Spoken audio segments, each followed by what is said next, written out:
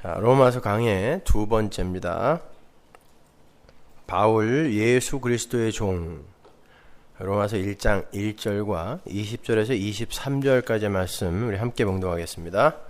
예수 그리스도의 종 바울은 사도로 부르심을 받아 하나님의 복음을 위하여 택정함을 입었으니 창세로부터 그의 보이지 않은 것들 곧 그의 영원하신 능력과 신성이 그 만드신 만물에 분명히 보여 알게 되나니 그러므로 저희가 핑계치 못할지니라. 하나님을 알되 하나님으로 영화롭게도 아니하며 감사치도 아니하고 오히려 그 생각이 허망하여지며 미련한 마음이 어두워졌나니 스스로 지혜 있다 하나 우준하게 되어 썩어지지 아니하는 하나님의 영광을 썩어질 사람과 금수와 버러지 형상의 우상으로 바꾸었느니라. 아멘. 오늘은 로마서 1장 1절에 종이라는 단어의 개념에 대해서 20절부터 23절까지의 내용과 제가 연결을 하여 설명을 해드리겠습니다. 고대 시대 서신 양식은 편지를 보내는 일을 먼저 밝히는 양태였어요. 우리는 맨 마지막에 이름 쓰고 누구누구 배상 혹은 누구누구 올림 이렇게 쓰잖아요. 고대 시대는 맨 앞에 편지를 쓰는 사람의 이름을 썼단 말입니다. 그래서 바울이 자신의 신분과 이름을 먼저 밝히는 거예요. 근데 보시다시피 바울은 자신의 신분을 종이라는 단어로 축약하여 말을 하고 있어요. 종. 보통 사람이 자신을 소개할 때 자신의 배경과 학력 그리고 자신의 자랑거리를 먼저 말하기 마련 아닙니까? 근데 바울은 그의 모든 배경과 학력과 자랑거리들을 다 무시하고 종이라는 한 단어, 종이라는 단어로 자신의 신분을 표현하고 있어요. 예수 그리스도의 십자가밖에는 자랑할 것이 없다. 갈라디아서 6장 14절에 나오죠. 예수 그리스도의 십자가밖에는 자랑할 것이 없다라는 그러한 사도의 진심이 묻어나오는 진술이죠. 모든 인간은 종의 자리에서 벗어나서 종을 부리는 자로 살고 싶어 하죠. 그죠? 종 되고 싶은 사람 계세요, 여기? 종을 부리고 싶은 자, 그런 자가 되고 싶어 해요. 종을 부리는 자, 그런 자가 되고 싶어 한단 말입니다. 그게 바로 지배구조, 경쟁구조, 힘의 원리 속을 살아가는 인간의 본성이에요. 그런데 바울은 스스로를 종으로 표현하고 있단 말입니다. 그것도 아주 자랑스럽게. 그렇다면 같은 성정을 지닌 우리 성도들도 자신의 자아인식을 종으로 해야 마땅하다는 말인데 도대체 그 종이라는 단어가 축약하고 있는 내용이 무엇이기에 그것이 성도의 신분을 한마디로 축약할 수 있는 것인지 지금부터 그 종이라는 단어가 축약하고 있는 성도의 신분에 대해서 제가 구체적으로 설명을 해드리겠습니다. 먼저 20절 이하의 본문부터 해결해 보도록 하겠습니다. 어려워요, 여러분. 잘 들으세요. 여러분은 자연에 대해서, 만물에 대해서 잘 알고 있다고 생각하세요? 자연, 만물, 오늘 본문에 나오는 단어죠? 잘 알고 계십니까? 오늘 본문의 표현대로 다시 바꾸어 다시 질문할게요. 여러분은 만물에 대해서 잘 알고 계십니까? 지금 읽으신 구절을 잘 보면 만물에는, 자연에는 하나님의 영원하신 능력과 신성, 즉 하나님의 영광이 분명히 나타나고 있다라고 진술하고 있죠. 그러니까 자연을 안다는 건 하나님의 영광을 안다는 말과 동일한 말이죠. 하나님의 영광을 포착하고 감지할 수 있는 자가 자연을 안다라고 이야기할 수 있는 거예요. 그러니까 여러분이 자연을 알아요? 만물을 아십니까? 그럼에도 21절을 보면요. 사람들이 하나님을 알되 그러죠. 여기서의 사람은 성도만을 지칭하는 게 아니에요. 모든 사람, 보편적인 사람을 지칭하는 건데 사람이 하나님을 안다라고 이야기해요. 이게 무슨 말이냔 말이에요, 이게. 모든 존재가 하나님을 알아요? 그럼에도 불구하고 하나님을 영화롭게도 하지 않고 감사치도 않고 우준하게 되어 썩어지지 않는 하나님의 영광을 우상으로 바꾸어 버렸다 그래요. 이게 무슨 말일까? 그런데 그러한 인간들 사이에서 하나님의 종이라는 자가 나타나서 이 편지를 쓰고 있는 거예요. 이 둘의 상관관계를 여러분이 잘 알고 가셔야 돼요. 오늘 바울의 진술에 의하면 자연에는, 만물에는 하나님의 영광이 나타나 있다 그래요. 그런데 인간들이 그 자연의 실체, 만물의 실체에 대해 포착을 하지 못하고 그 자연을 오히려 우상으로 바꾸어 버렸다 그러죠. 우리가 그 말씀을 통하여 우선 첫 번째로 생각할 수 있는 게, 인간은 자연을 온전히 인식하거나 포착할 수 없다는 사실이에요. 맞습니까? 그러니까 자연에 나타나 있는 하나님을 포착하지 못하고 썩어지지 않을 하나님의 영광을 썩어질 우상으로 바꾸어 버린 거란 말이에요. 그렇게 인간이 포착할 수 없는 무호한 영역을 카오스라 그래요. 혼돈입니다. 카오스. 그리고 아주 부분적으로 인간에게 포착이 되어서, 여러분 자연이 뭔지는 각자 정의를 내리고 있잖아요. 그건 아주 일부란 말이야. 이 카오스라는, 이 혼돈이라는 것의 아주 일부, 이것이 인간에게 포착이 되어서 지금 자연이라고 각자에게 정의가 되어 있잖아요. 그걸 코스모스라고 하는 거예요. 질서, 코스모스. 그러니까 카오스라는 진짜 자연이 있는데, 그건 자연의 실체가 카오스라는 것이 아니라 우리 이 제한된 인간의 이성으로 그걸 다 못 알아먹는다는 의미에서 카오스란 말이에요. 근데 거기에서 아주 작은 것들 일부분을 인간들이 이렇게 끄집어내요. 형식화하고 합리화하여 요게 자연이라 라고 정의해 놓은 그걸 질서, 코스모스라고 한단 말이에요. 우주라고 하죠. 그죠? 코스모스. 인간에게 포착된 자연이라는 건 사실 자연의 실체가 아니라 자연의 일부분이 인간에 의해서 형식화되고 합리화된 것일 뿐이에요. 그런데 인간은 진짜 자연 안에서, 그 카오스인 자연 안에서 그 자연에 장악되어 살고 있죠. 쉬운 말로 인간은 하나님의 영광 안에서 하나님의 영광에 장악되어 살고 있다라는 말이에요. 자연, 그 만물 안에 하나님의 영광이 드러나 있다라고 하니까 오해하지 마세요. 저는 지금 자연과 하나님을 동일시하는 게 아니에요. 범신론이나 만유재신론에 근거하여 지금 이런 말을 하고 있는 게 아니다라는 건 잘 아시죠? 그죠? 그건 독일의 관념론에서 나온 그런 사상이에요. 아주 바퀴벌레 같은 그런 나쁜 주장인 거예요. 그거는요. 그게 이제 화이트 헤드나 그 몰트만 같은 사람을 거치면서 오늘날 기독교에도 많은 영향을 주고 있는데 그런 거는 아닙니다. 아무튼 그렇게 인간은 자연에 장악되어 살고 있기에 자기들이 정의해 놓은 그 자연 밖에 그 다른 현상을 감지하게 되기도 해요. 왜? 자연에게 장악되어 있어요. 인간이 자연을 장악하고 정리한 게 아니라 인간은 자연에게 장악되어 있는 아주 제한된 존재란 말이에요. 그래서 이 자기를 장악하고 있는 그 자연이 때때로 이 카오스로 감지되기도 한단 말이에요. 그런데 그 제한된 이성을 갖고 있는 인간이 자기들이 정의해 놓은 그 제한된 자연 밖에 진짜 자연을 감지하게 될 때, 그 하나님의 영광을 감지하게 될 때 그들은 그것을 혼돈, 카오스로 인식을 하게 되고, 그건 다른 말로 변화라는 말로 바꿀 수 있어요. 변화. 인간들에게 끊임없이 변화가 다가오죠. 그죠? 자기가 형식화해놓고 고착화해놓고 어떤 틀을 만들어놔도 늘 우리에게 변화라는 게 오잖아요. 그리고 변화라는 게 감지가 된단 말입니다. 그게 카오스, 자연, 하나님의 영광에 장악되어 있는 인간의 한계인 거예요.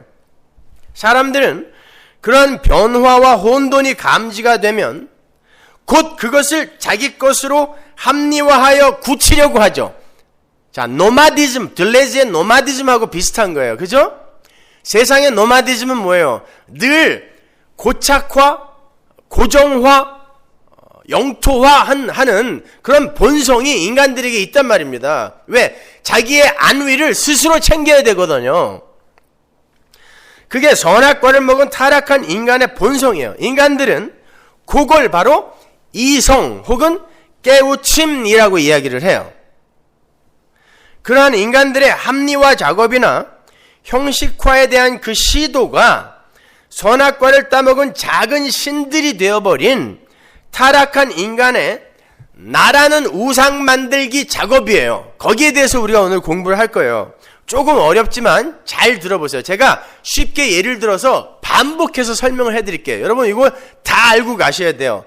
오늘날 기독교가 어떻게 왜곡이 되어 있는지 여러분이 오늘 설교를 잘 이해하면 충분히 이해할 수 있어요.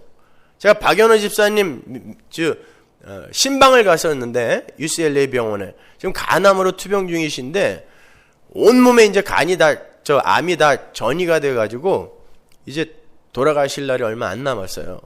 다 복수도 차고 다리도 이렇게 퉁퉁 부어 계신데 제가 기도를 했어요. 하나님, 우리 집사님이 우리 신앙의 후배들에게 믿는 자는 사망 앞에서 어떻게 간다라는 걸 한번 보여주고 가게 해주세요 라고 기도했거든요. 그랬더니 집사님이 곧 이어서 기도를 해주셨어요. 저와 여러분을 위해서. 생전 그런 기도 안 하시는 분이었는데 죽음 앞에서 기도를 하시는데 하나님 감사합니다 이렇게 기도하시더라고요. 그러면서 뭐라 그러냐면 우리 서머나교회 교인들이 저처럼 목사님 말씀을 하나님의 말씀으로 잘 알아듣고 깨달아서 이 세상에서도 하나님 나라를 잘 살 수 있게 해주시고 죽음 앞에서 그 죽음 두렵지 않게 그렇게 하나님 나라 가게 해주세요 이렇게 기도하시더라고요. 여러분을 위해서 기도해 주셨다니까요. 그분이 죽음 앞에 있는 그분이. 근데 박미자 권사님이 그냥 너무 좋아서 꼭 껴안아 주시더라고요. 그러면서 뭐라 그러냐면 서머나교회는 그냥 앉아있기만 해도 이렇게 되는구나. 그러니까 잘 앉아 계시면서 잘 들어보세요. 예? 그냥 앉아있다만 가고 그런 줄 알았는데 죽음 앞에서 남편이 이렇게 당당한 걸 보고 깜짝 놀라신 거예요. 잘 들어보세요. 인간이 온전히 감지할 수 없고 온전히 정의할 수도 없는 그 자연, 그 카오스를 어떻게 정의를 하죠? 인간이 그 자연을 어떻게 정의해요? 여러분은 자연을 어떻게 알고 있어요? 지금 자연이 뭔지, 만물을 어떻게 정의하고 있어요? 자신들의 제한된 이성에게 포착되고 인식이 된 어떤 몇 가지 법칙이나 현상을 눈에 보이는 이 실험을 거쳐서 형식화하고 합리화하여 정리하여 요게 자연이다라고 이렇게 정리하죠. 그죠? 예를 들어서 사과는 항상 위에서 아래로 떨어진다라는 현상과 해는 항상 동에서 떠서 서로 진다라는 현상 등을 이렇게 진다라는 현상 등을 이렇게 포착하게 되면 인간은 실험이라는 걸 거쳐서 만류인력과 자전과 공전이라는 그런 자연을 정의하죠. 아, 우주는 이런 거야. 만물은 이런 거야. 정의한단 말이에요. 그러나 그게 진짜 맞아요?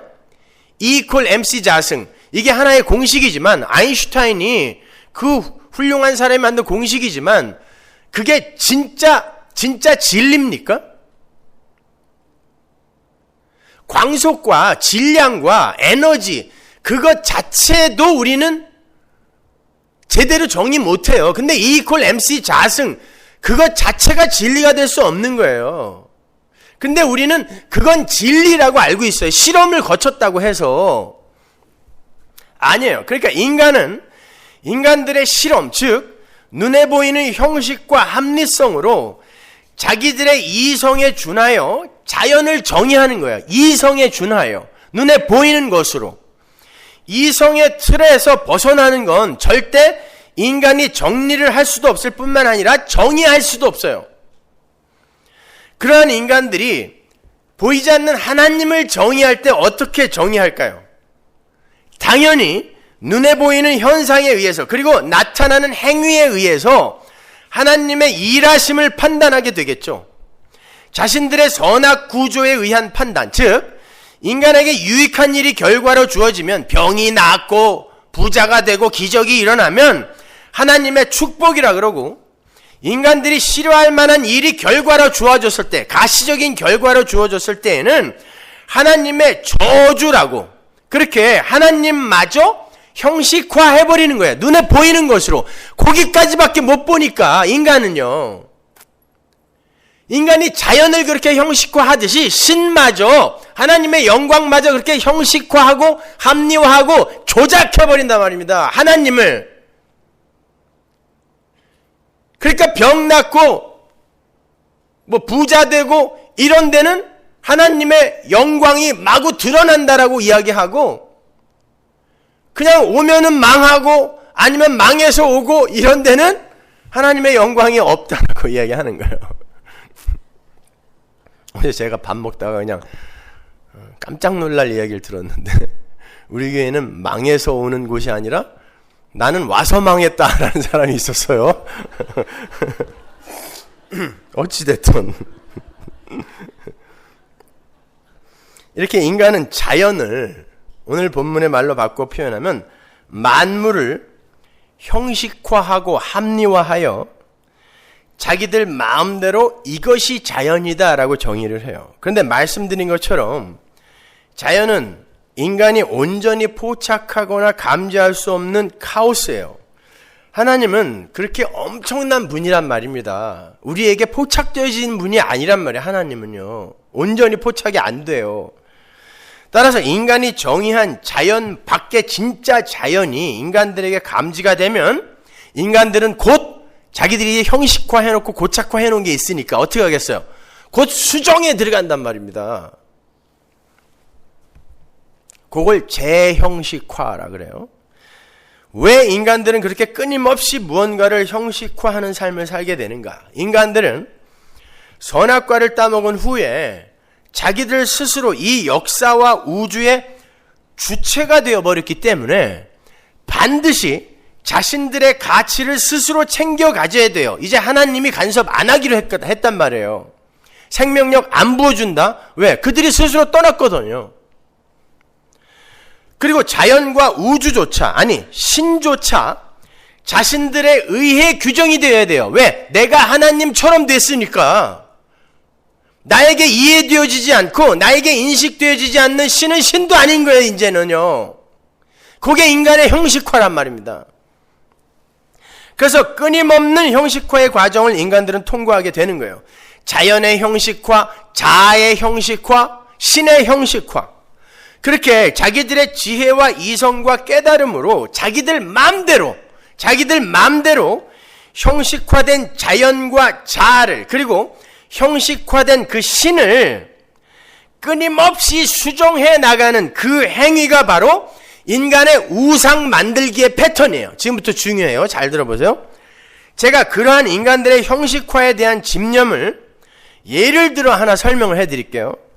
지금 여기 예배당에 앉아 계신 여성분들은요, 보시다시피 모두가 깨끗하고 깔끔하고 아름답습니다. 그죠? 정리가 돼 있잖아요. 지금은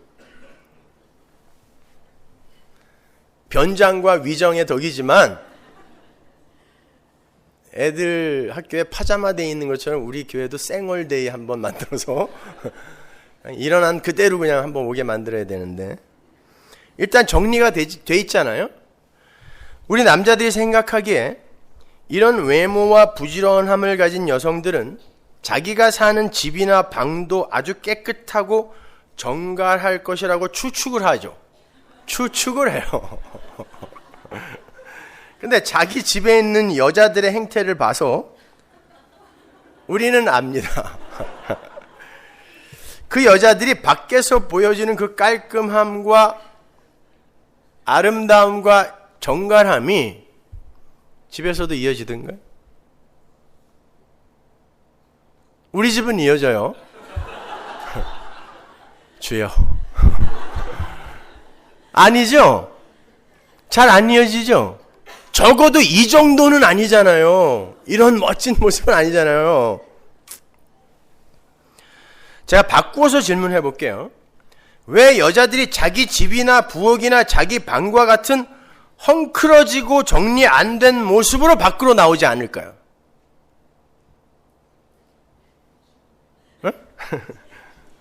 그게 선악과를 따먹은 인간들의 자기 규정이라는 거예요.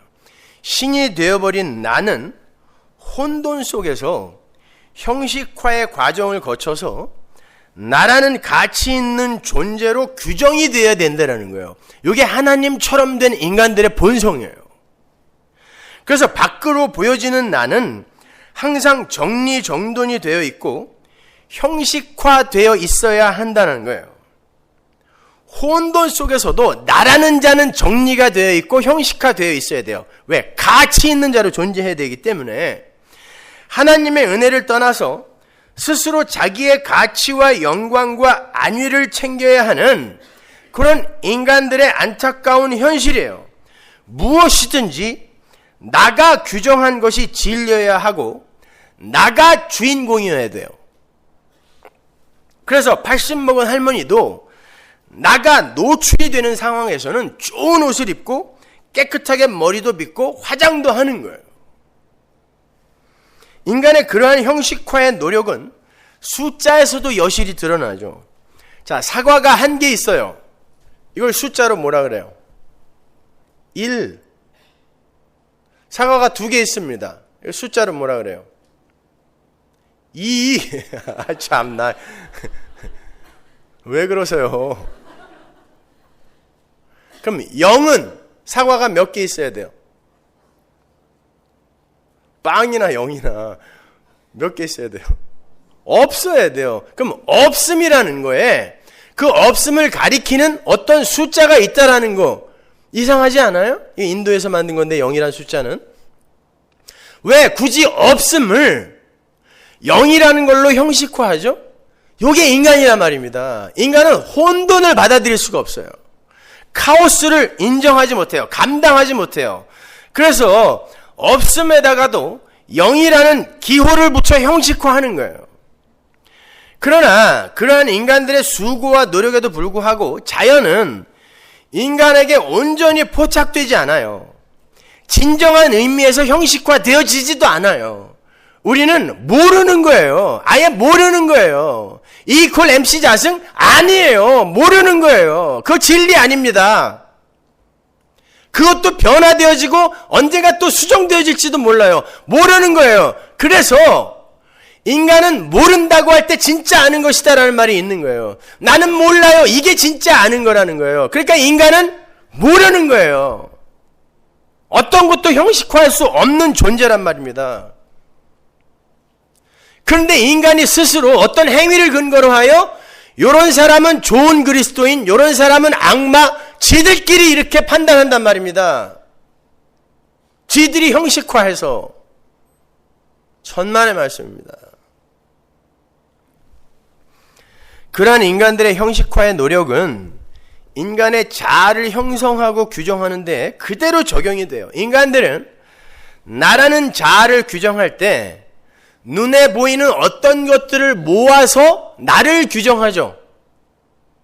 그렇죠? 너를 규정할 때도 마찬가지예요. 눈에 보이는 어떤 것들을 모아서 그게 너다라고 이야기해요. 착하다, 악하다, 아름답다, 추하다, 눈에 보이는 것을 모아서, 정보를 모아서 그걸로 나를 규정한단 말입니다. 그게 경험이고 체험이죠. 그걸 다른 말로 바꾸면 과거잖아요. 과거. 우리는 끊임없이 과거를 딛고 앞으로 가는 거예요. 과거, 그죠? 경험과 체험. 눈에 보이는 그것들로, 행위들로 나를 규정한단 말이에요. 그래서 칸트는 인간은 느낀다는 감성으로만 되는 게 아니고 오성에 의해서 자기의 과거 체험을 정리정돈함으로써 새로운 자, 즉 주체로 형성이 된다라고 이야기한 거예요. 과거를 규합하여 나라는 자를 규정한단 말이에요. 인간은 자기 이성 속에 남아있는 자, 과거를 규합해서 자아를 규정해요. 그러한 경험과 체험은 무엇으로 채워져 있다? 나의 행위로 채워져 있잖아요. 경험과 체험은, 내 과거는 나의 행위로 채워져 있단 말이에요. 인간은 자신들이 어떤 행위를 하고 어떤 변화와 발전이 있었는가를 가지고 그 차이에 의해서 난 잘난 자, 난 못난 자, 난 성공한 자, 난 실패한 자 등의 판단을 내려요. 그런데 모든 인간이 다 잘나고 성공한 자의 삶을 추구하죠. 그래서 모든 인간이 자신이 잘나 보이고 성공한 자가 되기 위한 그런 행위를 내어놓는 거예요. 그리고 그런 행위를 하는 자신을 스스로 기특해하고 칭찬해 주는 거예요. 그게 인간 자아의 형식화예요. 나의 과거, 나의 행위를 갖고 나를 규정하는 거예요. 형식화해서 요게 나다. 진짜 나에 대해서는 잘 몰라요. 그러나 눈에 보이는 나의 행식과 나의 그 행실과 행위와 나의 과거 경험과 체험을 규합하여 요게 나다라고 스스로 형식화해버리는 거예요. 합리화해버리는 거예요. 그게 인간의 자아 형성 과정이죠. 그죠? 인간 자아의 형식화잖아요. 그게. 그런데 인간은 카오스라는 혼돈 속에서 살고 있는 유한하고 제한된 존재예요. 따라서 늘 변화에 노출이 되죠. 애써서 자신을 형식화해 놓았는데 외부에서 변화가 주어지게 되면 인간은 곧 자신의 행위 수정에 들어가요. 그걸 메타 형식이라 그래요. 메타가 초월하다 넘어서다잖아요. 그죠? 수정에 들어가는데 그걸 메타 형식이라고 그래요. 그 메타 형식이 바로 우상의 형성이 되는 거예요. 이게 오늘날 왜곡되어 전해지는 가짜 기독교인 거예요. 기독교가 도덕과 윤리의 종교가 되어서 인간의 자기 규정의 도구로 쓰이고 있는 거예요. 인간의 하나님처럼의 그 삶, 그 형식화에 오히려 기독교가 도움을 주고 있단 말입니다. 인간의 마귀화에 오히려 도움을 주고 있단 말이에요. 이건 아니란 말입니다. 끊임없이 형식화가 일어나고 또 어떤 변화가 오면 카오스가 감지되면 또 재형식화가 일어나는데 결국 종교인들이 챙겨갖게 되는 건 나의 잘남이요, 나의 변화요, 나의 성숙이죠. 여전히 주인공은 나란 말이에요. 더 쉽게 예를 들어 드릴게요. 어떤 사람이 예수를 믿었습니다. 그 사람은 곧 신자라는 자아 규정에 돌입하게 되죠. 나는 신자니까, 예수 믿었으니까 신자는 어떠해야 된다라는 형식화에 돌입하게 된단 말이에요, 이제. 그런데 그 사람은 오랫동안 형식화의 삶을 살던 사람이었기 때문에 이 세상에 태어나는 모든 존재가 그렇게 사니까 그런 사람이었기 때문에 자신의 신자됨을 자신의 행위에서 찾게 되죠. 인간의 자아는 과거의 규합으로 정의가 되기 때문에 그러니까 이성에 근거하여 눈에 보이는 것들로 이제 자신을 형식화해야 돼요. 그래서 결심합니다. 난 적어도 하루에 성경 5장은 읽을 거야. 그리고 난 하루에 2시간씩 기도할 거야. 그래서 그 사람에게는 그 결심과 행위가 이제 나가 되는 거예요. 그렇죠? 그런 결심을 하고 그걸 행위에 옮긴 그 자체, 그 과거, 내 행위, 경험, 체험이 나가 되는 거란 말이에요. 그래서 나에 대해서 굉장히 기특하게 생각하고 나에 대해서 굉장히 칭찬을 늘어놓고 찬양을 하게 되는 거예요. 그게 바로 형식화란 말이에요. 그런데 그렇게 규정이 된 나에게 변화가 찾아와요. 한동안 자영업을 하던 나가 사업의 실패로 직장인이 되어서 새벽부터 직장에 나가서 육체적 노동을 하게 됐어요. 도저히 하루에 성경 5장을 읽고 2시간씩 기도하는 일에 시간을 할애할 수 없게 됐어요. 그때 그 사람은 곧 형식화된 그 자아의 수정에 들어가죠. 지금의 내 상황에서의 최선은 성경 읽기를 하루에 2장으로 줄이고 기도를 하루에 30분으로 줄이는 것이다. 그것도 나의 처지에서는 최선을 다하는 것이지. 이러한 수정에 의해서 그 사람은 여전히 자신을 이러한 상황 속에서도 최선을 다하는 멋진 사람으로 규정해야 돼요. 그 반대의 경우도 있어요. 더 훌륭한, 더 깊은 종교 행위. 그것으로 자기를 몰아가요. 수정해가는 경우도 있어요. 요걸 요렇게 자기를 재형식화하는 어떤 변화에 대처하여 자신을 끊임없이 형식화하는 요걸 메타 형식이라고 하는 거예요.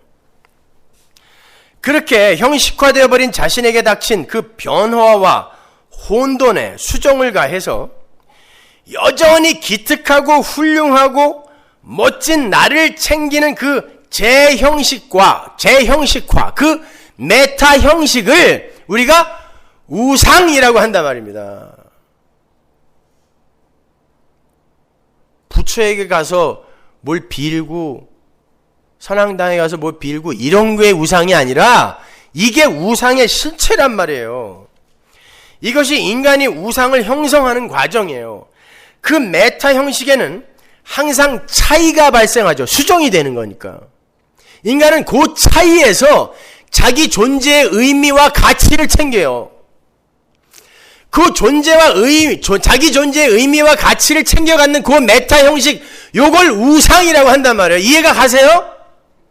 요게 우상이란 말이에요. 간단히 말하면 하나님 절대 의존적 존재로 지어진 인간이 자신이 포착할 수 없는 혼돈에다가 자기들의 이성과 지혜와 깨달음을 근거로 하여 규칙을 집어넣어서 질서를 만드는 그 자체가 바로 우상이라는 거예요. 카오스에서 몇 가지를 자기들이 규칙화하여 이게 자연이야, 코스모스야 라고 하는 그 행위 자체가 바로 우상인 거예요. 우상 만들기인 거예요. 그게 인간 안에서 그대로 일어난다니까요. 지가 죄인인 걸 몰라요. 카오스인 걸 모르고 몇 가지 행위를 규합하여 이게 나야, 기특한 나야 라고 하는 거. 이게 우상이란 말입니다. 하나님의 말씀 그걸 깨고 들어오는 거예요. 아니야. 여기에 더 많은 네가 있어. 볼래? 봤더니 전부 쓰레기야. 내 안이 쓰레기로 가득 차 있는 거예요. 한국 집회에서 우리 주님의 교회 담임 목사님, 남서울교회 목사님, 대선배들이죠. 거기다 장신대 교수님들 앞에 쫙 앉아 있는데, 여러분 목사 존경하지 마세요. 목사는 하나님의 말씀과 상관없을 때 쓰레기입니다. 그랬더니 그냥 안절부절 어떻게 안 해요? 쓰레기지. 그랬더니 쓰레기예요. 인간은요 하나님과 관계없을 때 그냥 그 즉시 쓰레기 되는 거예요. 목사 마찬가지예요. 쓰레기예요.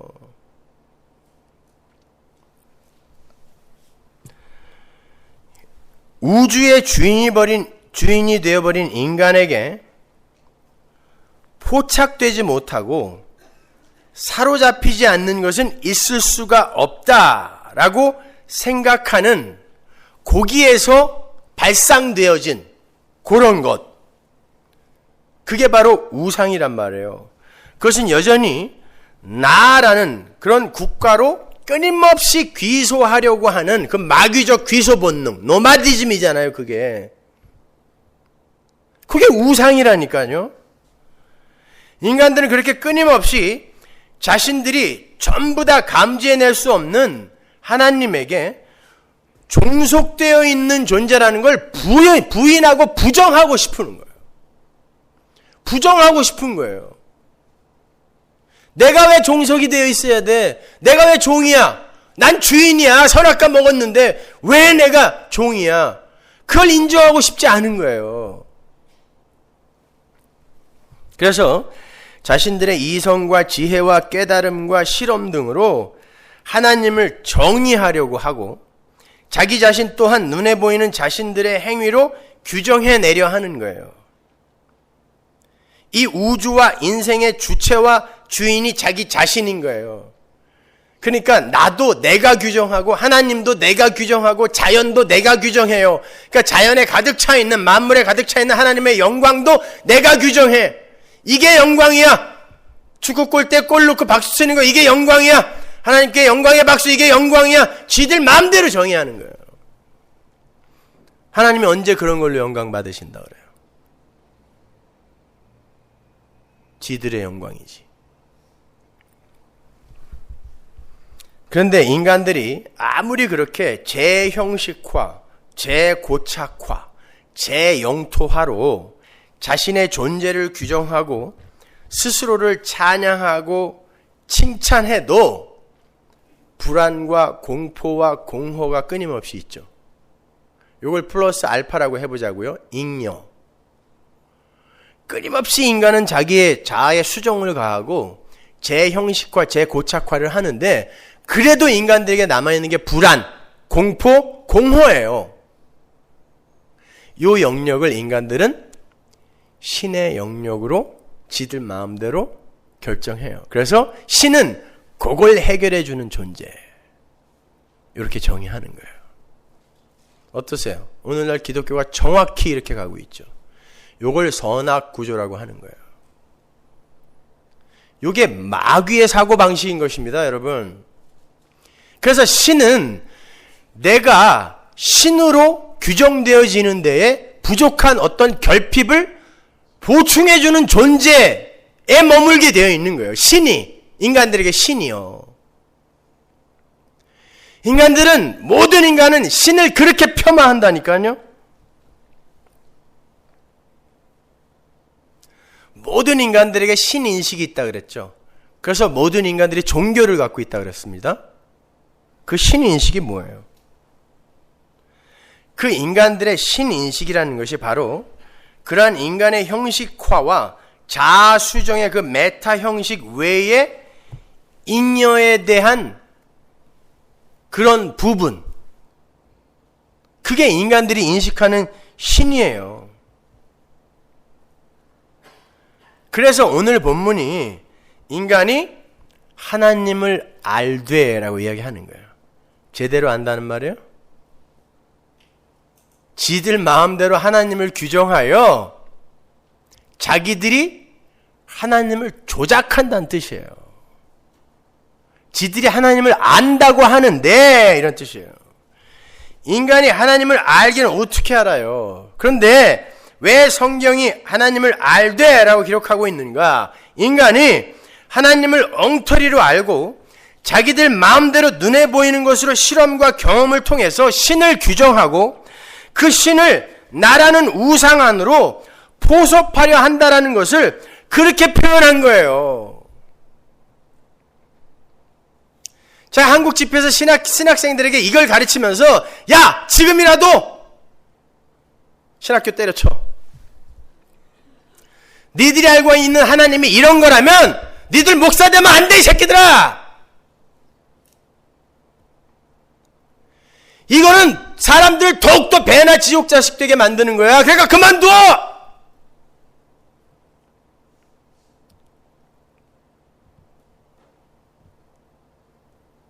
여러분, 이건 기독교 아닌 거예요.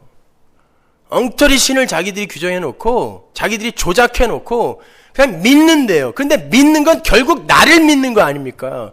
그건 무슨 기독교예요, 그게.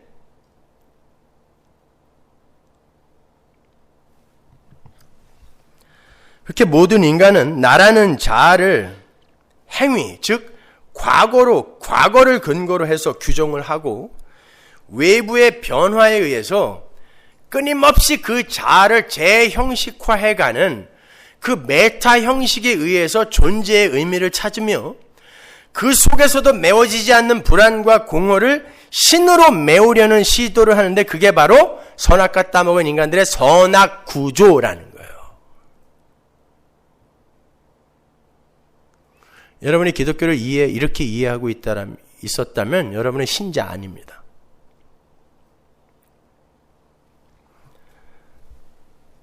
그걸 악이라 그래요. 오늘날 기독교의 주체는 인간이에요. 인간이 위로받고, 인간이 격려받고, 인간이 영광받고, 인간이 찬양받아야 좋은 교회로 취급이 돼요. 한마디로 인간과 교회가 떠야 돼요.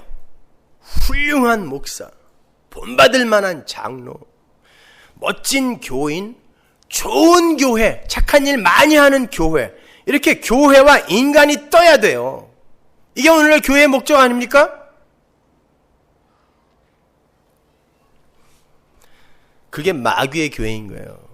인간은, 성도는 보이지 않는 하나님과 하나님 나라의 장악이 되어서 자신의 행위와 역사를 부인당하고 부정당하면서 하나님의 영광을 드러내는 그릇으로 존재해야 되는 거예요. 그릇! 그런데 인간들이 기고만장해서 나라는 우상을 섬기기 위해서 신을 방법과 도구 정도로만 생각하고 있는 거예요. 그렇게 인간의 신은 엄밀히 말해서 하나님이 아니라 자기 자신인 거예요. 주님은 그러한 상태에 있는 사람들을 가리켜 죄의 종이라 그래요. 이 세상의 주인으로 군림하라고 부추기는 자가 누구예요? 마귀잖아요. 죄의 종. 끊임없이 나를 형식화하고 재형식화하고 그 차이에서 존재의 의미와 가치를 챙기고 그 메타 형식을 우상으로 삼아버리는 그 상태가 죄의 종이라니까요. 그러니까 교회가 마귀의 종 노릇을 하고 있는 거예요. 이런 무서운 현실을 여러분이 자각하냔 말입니다.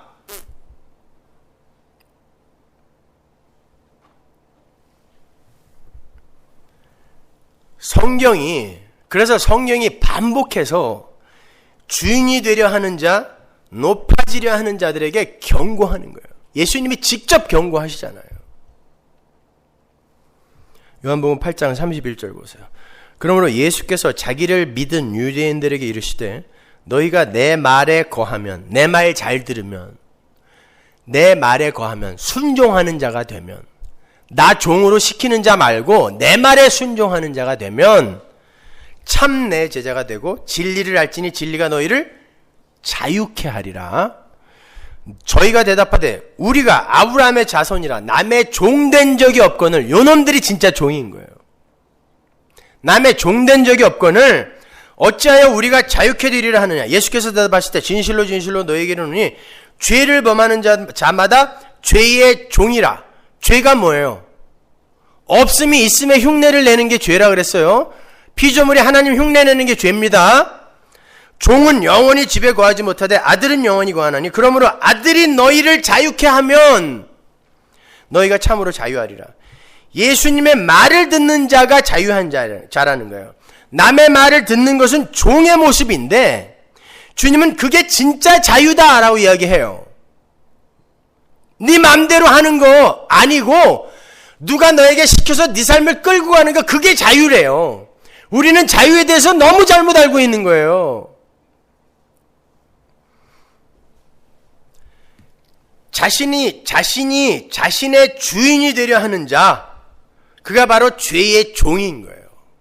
내 야망, 내 비전, 내 소망 이루려고 하는 그 자가 죄의 종인 거예요. 예수님은 계속해서 이렇게 죄의 종으로 사는 이들이 부르는 하나님은 실은 마귀다라고 그래요. 무서운 얘기입니다. 교회가 하나님, 아버지 부르고 있는데 예수님이 그래요. 니들이 부르는 그 하나님은 마귀야. 요한복음 8장 41절 보세요. 너희는 너희 아비의 행사를 하는도다. 대답하되 우리가 음란한 데서 나지 아니하였고 아버지는 한 분뿐이시니 곧 하나님이시로다. 유대인들이 한 말이에요. 예수께서 가라사대 하나님이 너희 아버지였으면 너희가 나를 사랑하였으리니 이는 내가 하나님께로 나서 왔음이라. 하나님이 진짜 네 아버지였다면은 네가 나를 알아봤을 거야. 너희들은 예수인 나의 도움 없이는 절대 구원에 도달할 수 없다라는 바로 그 사실을 알아먹었을 거야, 이런 뜻이에요. 근데 난 못 알아먹잖아. 니들이 할 수 있다고 지금 우기고 있는 거 아니야? 이런 말이에요. 나는 스스로 온 것이 아니요 아버지께서 나를 보내신 것이니라. 어찌하여 내 말을 깨닫지 못하느냐? 이는 내 말을 들을 줄 알지 못함이로다. 너희는 너희 아비 마귀에게서 났으니. 그들이 아버지, 하나님 이렇게 불렀던 그 자가 누구였어요? 마귀였다라는 거예요. 지금까지 여러분이 하나님으로, 아버지로 불렀던 그 존재가 마귀가 아니라는 보장이 있습니까? 그러면 어떻게 하실 거예요? 그러니까 항상 두렵고 떨림으로 신앙생활을 해야 되는 거예요, 우리는요. 두렵고 떨림으로 착한 일 많이 해라라는 말이 아니에요. 두렵고 떨림으로 너의 구원을 이루라는 말은 과연 나는 올바로 가고 있는가? 늘 겸손한 자리에서 하나님의 도우심 은혜를 구하라는 말입니다.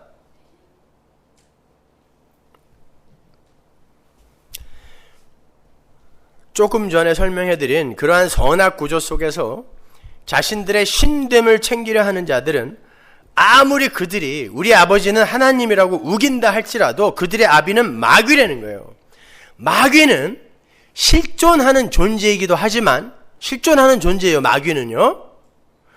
하나님 절대 의존자로 살아야 하는 존재들이 하나님을 떠나서 스스로 자기 생의 주인이 되어 살겠다고 하는 그런 자들의 총체적인 이름이 또한 마귀예요. 마귀는 세력이란 말입니다. 그러니까 그 마귀는 어디로부터 출발해요? 나로부터 출발한단 말이에요. 그러니까 마귀 새끼는 누구? 나!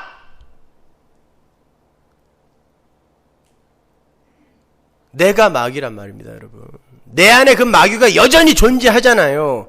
내가 대장되고 싶고 하나님 종으로 부리고 싶고 내 소원 이루기 위해 그분 방법과 수단으로 동원하고 싶고 이게 뭐예요? 마귀지 뭐예요?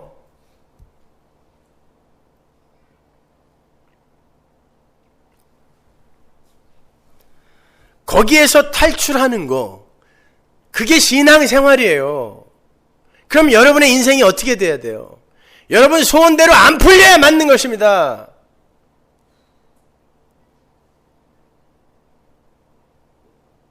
그래야 나로부터 탈출하는 거 아니에요. 그래야 자유자다라고 이야기하잖아요. 예수님이 말씀하시잖아요. 그래야 자유자다.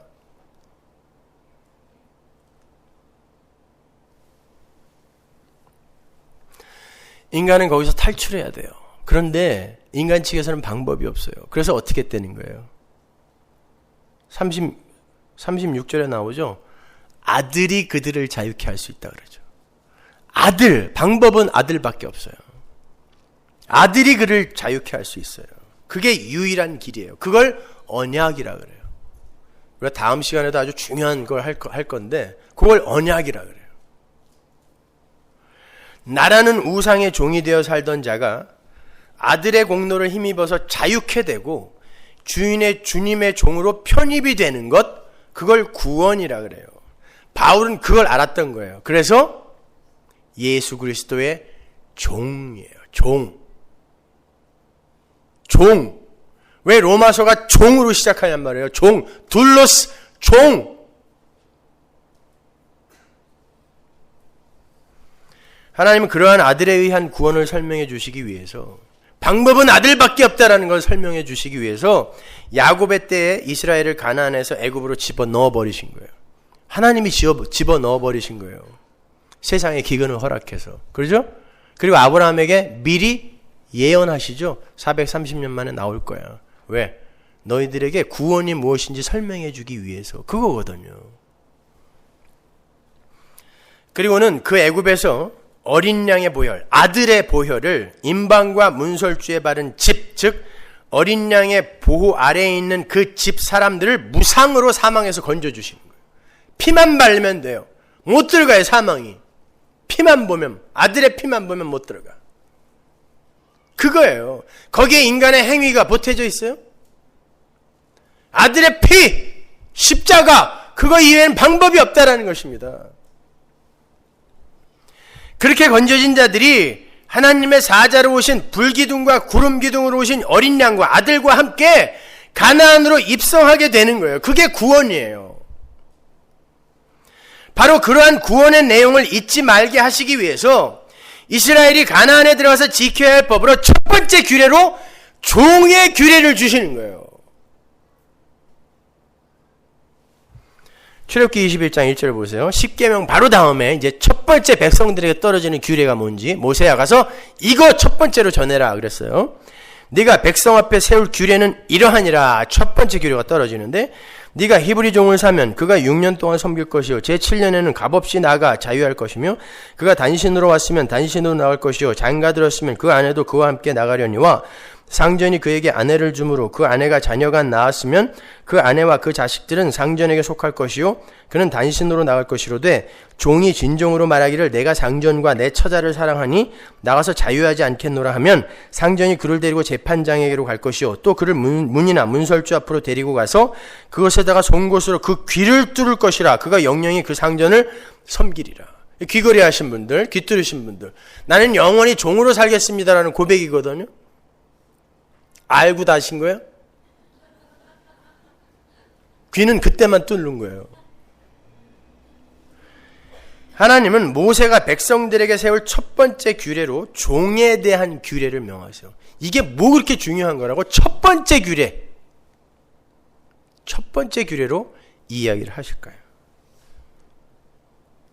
신명기 15장 12절에서 18절까지를 보면 종에 대한 규례가 출애굽기보다 조금 더 상세하게 설명이 되어 있어요. 신명기 15장 12절. 네 동족 히브리 남자나 히브리 여자가 네게 팔렸다 하자. 만일 6년을 너를 섬겼거든 제7년에 너는 그를 놓아 자유하게 할 것이요 그를 놓아 자유하게 할 때에는 공수로 가게 하지 말고 네 양무리 중에서와 타작마당에서와 포도주 틀에서 그에게 후히 줄지니 곧 내 하나님 여호와께서 네게 복을 주신 대로 그에게 줄지니라. 보세요. 복을 주어 보내라 그러죠. 종을. 너는 애굽 땅에서 종되었던 것과 내 하나님 여호와께서 너를 속하셨음을 기억하라. 그를 인하여 내가 오늘날 이같이 네게 명하노라. 종의 규례를 주는 이유가 뭐래요? 애굽에서 너희들이 어떻게 나왔는가를 기억하게 하기 위해서 종의 규례를 준다 그러는 거예요. 그러니까 이 종의 규례는 죄인들이 하나님에 의해 구속되는 것의 모형, 구원 사건의 모형이라는 뜻이죠. 종이 만일 너와 내 집을 사랑함으로 너와 동거하기를 좋게 여겨 네게 향하여 내가 주인을 떠나지 아니하겠노라 하거든 송곳을 취하여 그의 귀를 문에 대고 뚫으라. 그리하면 그가 영영이 네 종이 되리라. 네 여종에게도 일례로 할지니라. 그가 6년 동안에 품꾼의 삭세 배나 받을 만큼 너를 섬겼은즉 너는 그를 놓아 자유하게 하기를 어렵게 여기지 말라. 그리하면 내 하나님 여호와께서 너의 범사에 내게 복을 주시리라. 자, 히브리 사람의 종이 되는 경우가 어떤 경우일까요? 살다 보면 여러 가지 어려운 상황을 만나게 되고 빚을 지게 되죠. 보통 히브리 사람의 종이 되는 경우는 그 빚 대신에 자기를 파는 거예요. 빚을 갚기 위해서. 그러나 그 채무자가 아무리 많은 빚을 졌더라도 7년째에는 자유를 주라는 거예요. 희년, 안식년이 7번 반복되면 그게 희년이죠. 안식년, 희년, 안식일 다 같은 메시지를 담고 있는 거예요. 그 희년 사상이 여기 나오는 거예요. 안식년 사상이 여기 나오는 거예요. 7년째 풀어주고 오히려 뭘 줘라? 후하게 쳐줘라. 복을 주어 보내라 그러죠. 하나님께 빚을 진 타락한 인간들을 하나님의 아들의 공로에 의해서 자유하게 풀어주시는 구원의 모형인 거예요. 구원 이야기의 모형. 그것도 그냥 풀어주시는 것이 아니라 후하게 주어 풀어주는 거예요. 이게 애굽에서 이스라엘 민족이 출애굽하게 되는 그 그림으로 한번 보여줬던 거예요. 그래서 이스라엘이 애굽에서 나올 때 금은 보화를 바리바리 싸갖고 나오는 거예요.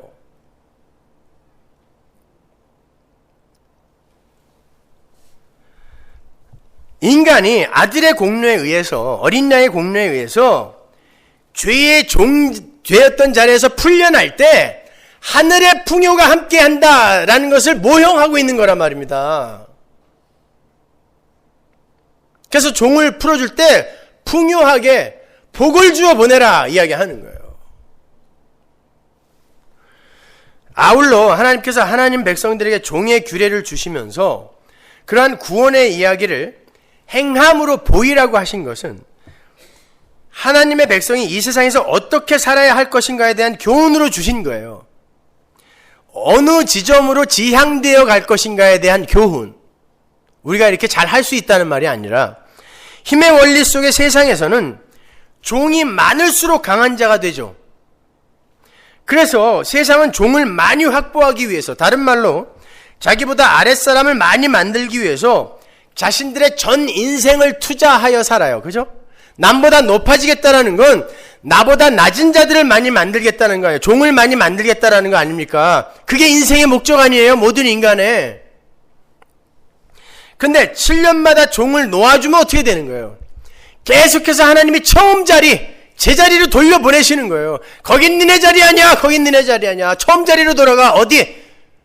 어머니 자궁 안에 핏덩이로 돌아가라는 거예요. 죽은 흙의 자리로 돌아가라는 것입니다. 그건 니네 힘 아니니까.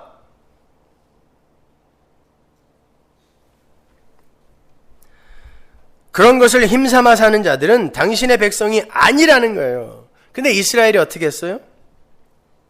한 번도 그 명령을 지킨 적이 없다 그래요, 성경이. 한 번도 안 풀어줬다는 거예요.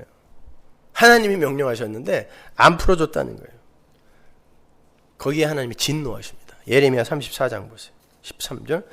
이스라엘 하나님, 나 여호와가 이같이 말하노라. 내가 너희 선조를 애굽 땅 종되었던 집에서 인도하여 낼 때에 그들과 언약을 세워 이르기를, 너희 형제 히브리 사람이 내게 팔렸거든 7년 만에 너희는 각기 놓으라. 그가 6년을 너희를 섬겼은즉 그를 놓아 자유케 할지니라 하였으나 너희 선조가 나를 듣지 아니하며 귀를 기울이지도 아니하였느니라. 그렇죠?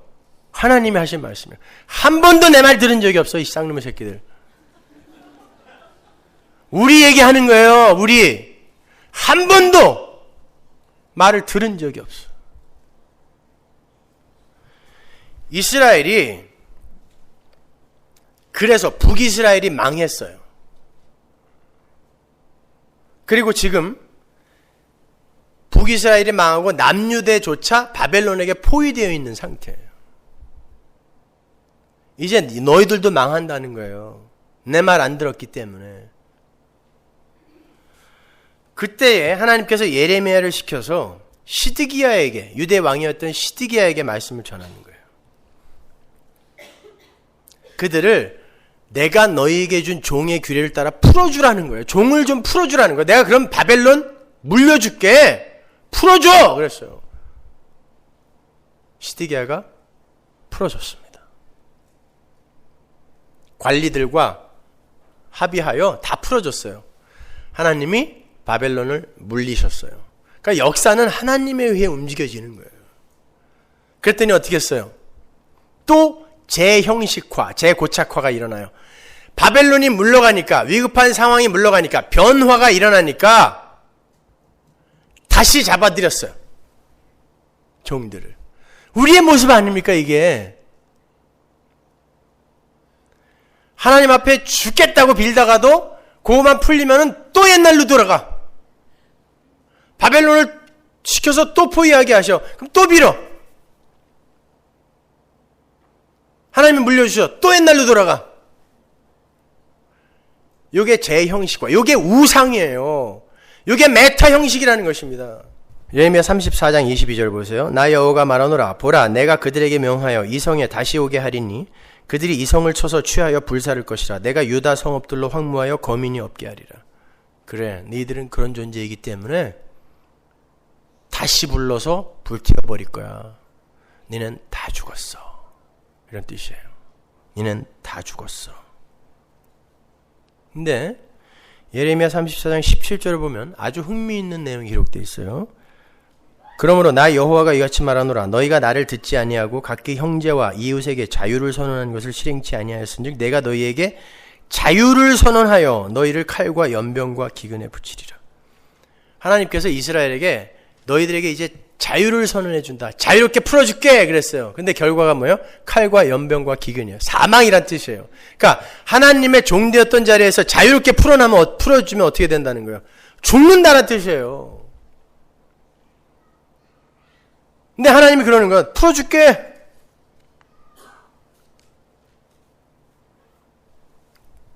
죽여버리겠다는 뜻이에요. 근데 하나님의 백성들은 그렇게 죽이면 안 되잖아요. 근데 우리는 여전히 계속 재형식화, 메타 형식, 재고착화, 그걸로 나를 우상 삼아 살고 있지 않습니까? 그럼 어떻게 해야 돼요? 그게 십자가인 거예요, 여러분. 그게 예수 그리스도인 거예요. 바로 그 이야기가 우리가 조금 전에 읽었던 출애굽기 21장과 신명기 15장의 종의 규례 안에 담겨 있는 거예요. 그 규례에 의하면 종은 6년간 열심히 일하고 나서 7년째에 해방이 되게 되어 있어요. 근데 종이 주인을 사랑하고 자기 가족을 사랑하여 나 안 나갈게요. 그러면 기둥으로 끌려가서 귀 뚫리고 영원한 종이 되는 거예요. 그때 그 종은 상속권을 갖게 돼요. 가족이 되는 거예요. 주인의 가족.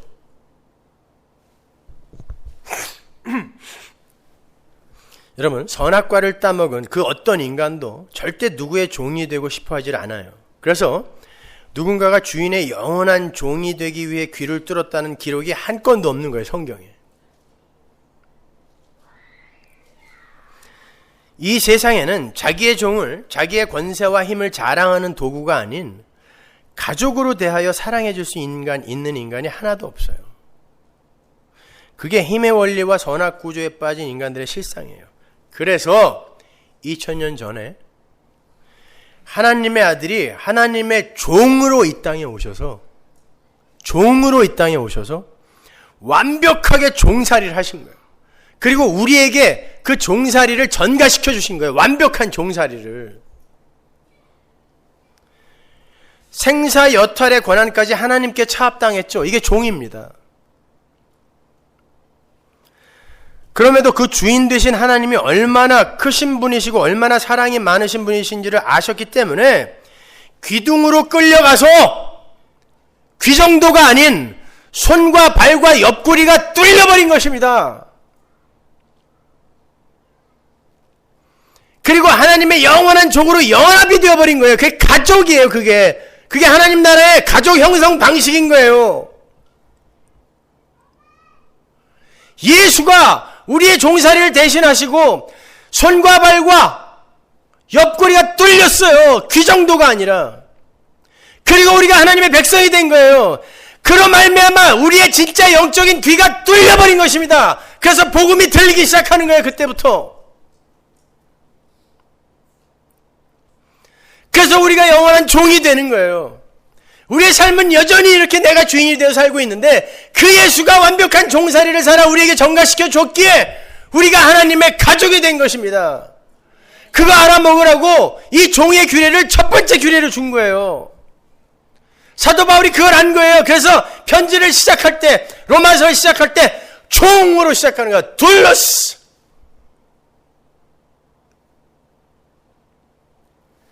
여러분이 그런 종이 맞아요? 하나님의 종 맞습니까? 그럼 종은 어떻게 살아야 돼요? 주인이 먹으라는 것만 먹고 입으라는 것 입고 일하라 할 때 하고 하지 마라 하면 멈추는 거예요. 여러분이 원하는 여러분의 주장을 주인에게 내어놓으시면 안 돼요. 그런 면에서 여러분의 기도는 많이 바뀌어야 돼요.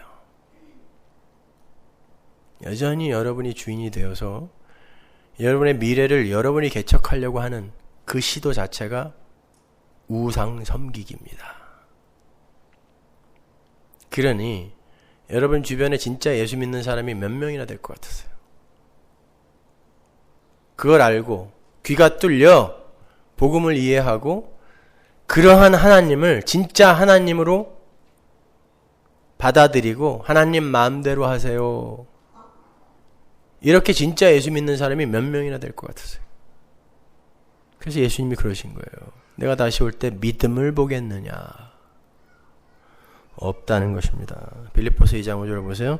너희 안에 이 마음을 품으라. 곧 그리스도 예수의 마음이니 그는 근본 하나님의 본체시나 하나님과 동등됨을 취할 것으로 여기지 아니하시고 오히려 자기를 비어 종의 형체를 가져 사람들과 같이 되었고 사람의 모양으로 나타나셨으며 자기를 낮추시고 죽기까지 복종하셨으니 이게 뭐예요? 종이에요. 곧 십자가에 죽으심이라. 이러므로 하나님이 그를 지극히 높여 모든 이름 위에 뛰어난 이름을 주사. 종노릇 잘했더니 하나님이 모든 이름에 뛰어난 복을 주셨단 말이에요. 이게 바로 성도의 인생이어야 돼요. 근데 그 복은 하늘에서 받을 수 있어요. 이 세상에서 땡겨서 못 받아요.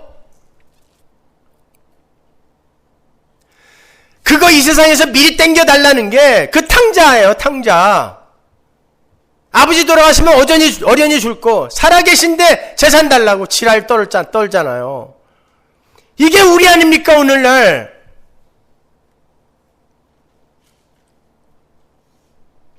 아니에요. 이 예수가 하신 그 방법, 그 형식 그대로 우리가 가는 거예요.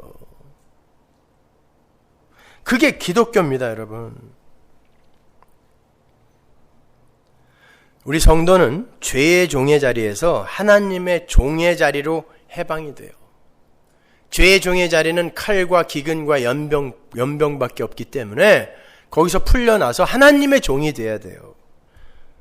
그래서 그들은 이 세상에서, 다시 말해 가시적인 역사와 인생 속에서 6년간의 종살이를 해야 돼요. 그게 우리 인생이에요. 그리고 7년째 영원한 안식으로 들어가는 거 아닙니까? 그게 안식일, 안식년 아닙니까? 이 세상에서 그래서 우리는 종살이 해야 돼요. 그런데 그 종살이는 죽기까지 복종해야 되는 종살이에요. 자기 부인의 인생이에요, 그게. 그럼에도 불구하고 나는 그 주인의 종으로 영원히 살겠습니다. 6년 동안 종살이 해보니까 힘들어요. 힘들긴 한데 그 주인이 너무 좋아? 나는 영원히 주인의 종이 되겠습니다 하고 귀를 뚫어버리는 것입니다. 요게 우리의 신앙생활인 거예요. 그러니까 여러분은 이 세상에서 그 하나님을 사랑하는 자가 되어야 되는 거예요. 그래야 이 종살이 마치는 날 나 영원히 하나님 종 될 거예요. 왜? 하나님 종 돼서 살아보니까 그게 진짜 왔다네요. 사람들은 나를 실패자라, 패배자라, 망했다, 아프다 이렇게 판단했는데, 그런데 그게 하나님의 종살이이다 보니까 결국 합력하여 나의 선을 만들어내더군요. 그게 진짜 행복이네요. 저 영원히 종될래요. 이거 배우는 거란 말입니다. 그러면 여러분이 여기에서 하나님의 종처럼 사셔야 돼요. 그러니까 여러분의 뜻이 자꾸 기각이 되고 하나님의 뜻이 이루어져야 돼요.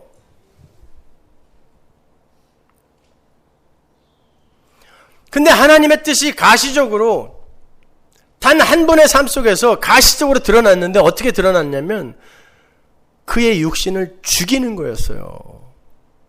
그렇다면 여러분의 인생 속에서 어떤 일이 일어나야 되겠냐고요. 여러분의 옛사람, 자아, 미래에 되고 싶은 나, 비전, 야망, 소원이 죽어야 되는 것입니다. 그걸 기독교라고 하는 거예요. 종되는 거예요. 그러니까 감옥에 쳐넣어도 찬양하는 거고 순교자의 자리에서 찬양하는 거예요. 종이니까. 고린도전서 6장 19절 너희 몸은 너희가 하나님께로부터 받은 바 너희 가운데 계신 성령의 전인 줄을 알지 못하느냐? 너희는 너희의 것이 아니라 값으로 산 것이 되었으니 그런즉 너희 몸으로 하나님께 영광을 돌리라. 뭐 하라는 거예요? 종되어서 살아라는 거예요. 네 몸이 네 거야? 내가 샀잖아. 누가 주인이야? 하나님이 주인이에요. 근데 왜 주인에게 함부로 여러분의 주장을 펴십니까? 종이라면서. 갈라디아서 5장 13절 형제들아 너희가 자유를 위하여 부르심을 입었으나 그러나 그 자유로 육체의 기회를 삼지 말고 오직 사랑으로 서로 종노릇하라. 우린 바로 이 지점으로 끌려가는 거예요. 하나님의 종으로, 그리고 내 천국 가족들의 종으로. 그들이 믿음을 선물 받은 신자인 거예요. 그래서 여러분의 삶이 때때로 그렇게 여러분 마음대로 안 풀리는 거예요. 종이니까. 하나님의 종이 된 성도는 계속해서 나를 부정당해야 돼요. 내 의견, 내 소원이 기각당해야 돼요. 여러분은 끊임없이 자신을 부인당하셔야 됩니다. 그리고 여러분 자신에 대해서 계속 실망하셔야 돼요. 선악과를 따먹은 이 세상 모든 인간들은 나라는 우상의 위상을 세우기 위해서 하나님까지도 형식화하여 재단하고 스스로의 행위로 자아를 규정하고 끊임없는 메타 형식으로 우상을 조작해내며 그래도 부족한 부분을 신으로 부르면서 살고 있을 때, 이게 가짜 기독교입니다. 그럴 때 진짜 성도들은 하나님의 종으로 낮아지고 부인되며 부정되고 해체되는 삶을 살면서도 견뎌내며 살아내는 돌연변이들로 성경의 표현대로 하면 나그네로 이방인으로 살게 되는 거예요. 잘 견디세요. 그리고 잘 이기십시오. 그리고 여러분의 인생 속에서 왜 나는 하나님의 종으로만 살아야 비로소 존재가 되고 비로소 가치를 입게 되는가를 배우시면 돼요. 왜 사도 바울이 위대한 이 로마서, 이 복음서를 기록하면서 종이라는 단어로 시작을 하는지 아시겠죠? 예수 그리스도의 종. 죄의 종 아니에요. 마귀의 종 아니에요. 예수 그리스도의 종. 열심히 죽으세요. 아, 내 삶이 왜 이렇게 내 맘대로 안 되는가 잘 아셨죠? 힘내십시오. 잘 가고 계신 거예요.